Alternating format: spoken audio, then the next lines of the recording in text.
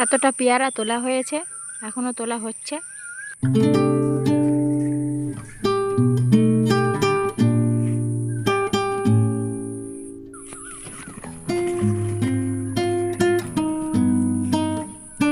এখন বন্ধুরা পেয়ারা বাড়ি তুলে আনা হয়ে গেছে।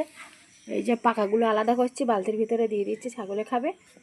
আর এই যে ভালো পেয়ারা একটা ড্রামের ভিতরে, কাল সকালে হাটে নিয়ে যাবে। কারণ এক হেঁটো করে তো জল জমে আছে পেয়ারা খেতে, ওই জন্যে এই পেয়ারাটা বিকেলবেলা তুলে রাখা হয়েছে।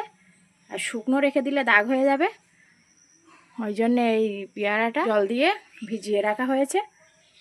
এই এলাহাবাদ পেয়ারা একটু ঘা লাগলেই এর গায়ে দাগ হয়ে যাবে, একটু সাবধানে দেওয়া হচ্ছে।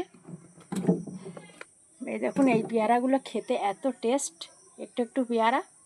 আর এই পাকাগুলোই আলাদা রেখে দেওয়া হচ্ছে। এই পাকা বিক্রি হয়, কিন্তু আমাদের ছাগল আছে, ছাগল খেয়ে